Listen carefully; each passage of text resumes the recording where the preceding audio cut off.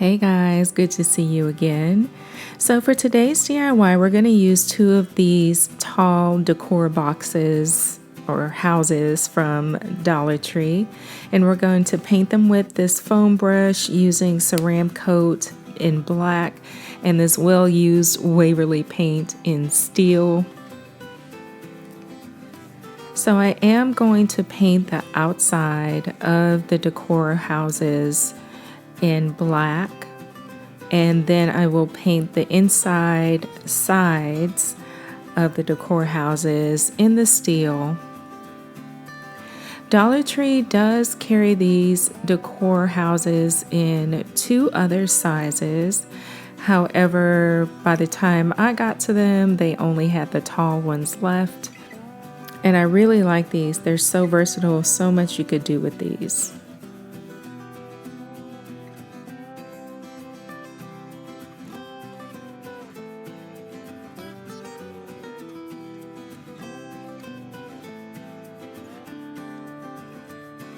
So while the paint dries, I'm going to take this contact paper from Dollar Tree. This one is really pretty, and I think this works a lot better than the wood grain one. I don't know why, it just does. So I'm going to cut a strip of it off and just work with that strip instead of trying to handle the whole roll. And I'm going to take a third decor house, and I'm just going to trace the outside of it using a ballpoint pen.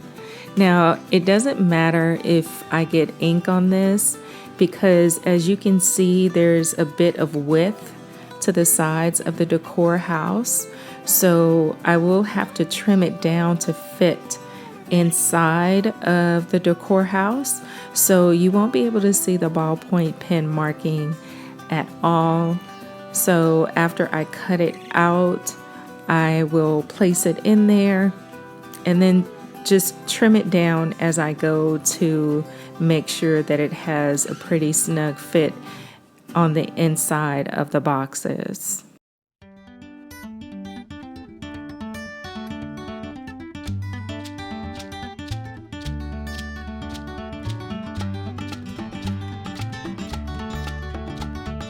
So I decided to take a little bit of black paint and paint the bottom of the boxes just around the edges. And that's so just in case the contact paper is not a perfect fit, if there are any little edges that might have been cut unevenly, you won't be able to see it because it will be black. So I'm painting over the stock color that came with the decor box and also the gray that got on the bottom of the box from painting the sides.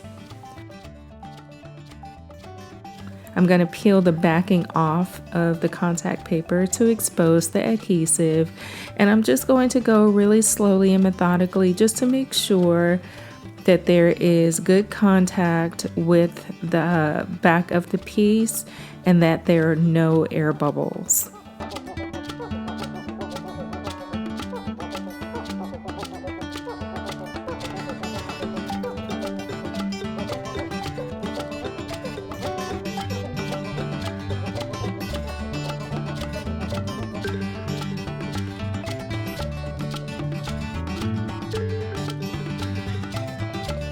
Now, after I put the paper in, I noticed there's a little lip at the bottom kind of hanging out. So I'm just going to take my straight edge and just make a simple cut across the bottom and remove that little slit so that there's a better fit.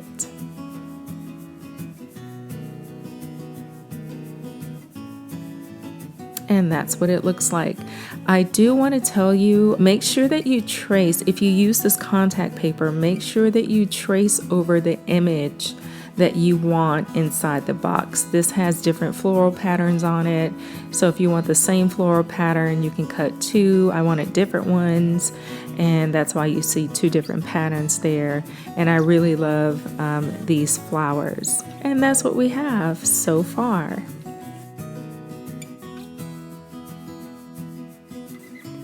I found these command hooks at Target, and I'm going to paint them red with this Waverly acrylic paint in crimson.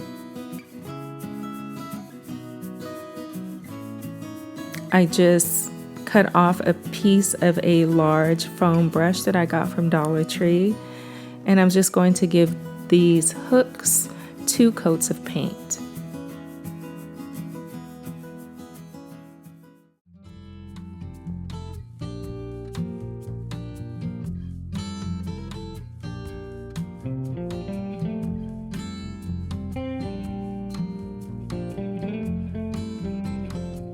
And now I'm going to take some of these chalkboard wood signs that I got from Dollar Tree. They do come on long wooden stakes. I just peel those off. They're on with hot glue, so I just popped them off. And I'm just going to place those chalkboard signs right where you see them there. And I'm going to attach them with hot glue. These little signs make these decor boxes so versatile because there's so much you could use these decor boxes for.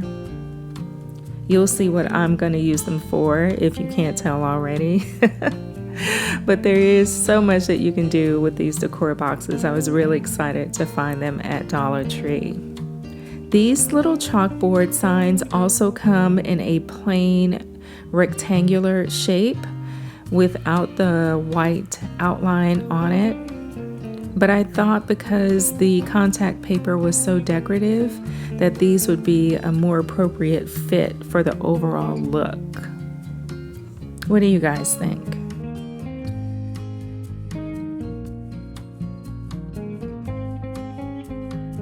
So our command hooks, of course, come with these command strips. Now these are transparent, but they're still a little too shiny. And really the only thing that I wanted to be sort of glossy or shiny are the red hooks themselves. So I decided to attach the hooks just using hot glue.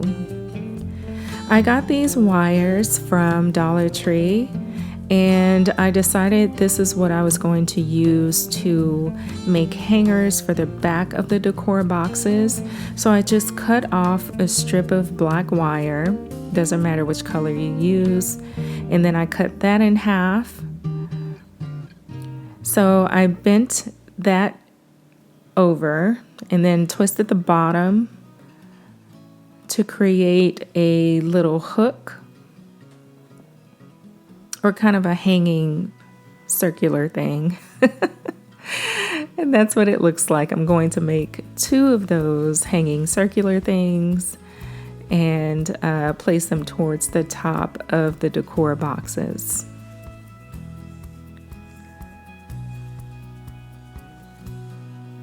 Of course, you could use picture hangers too. I just wanted these to be as flat against the wall as possible. And I do put them in place with hot glue.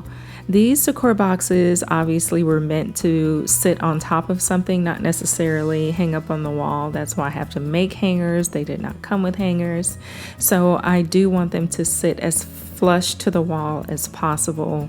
And that's why I chose these really thin hangers, so I could push the nail in.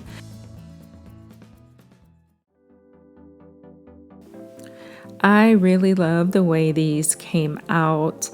I think that the gray inside adds just the right transition between the black and white contact paper and the outside of the boxes being painted black. I love that red, especially if you're going to hang keys from it. It's very eye-catching. So if you put it by the door, you're not going to walk out the door and forget your keys. That bright red color is going to grab your attention. You'll definitely see it. I want to thank you guys so much for joining me today. I look forward to seeing you in my next video. Until then, take care, everyone. Bye.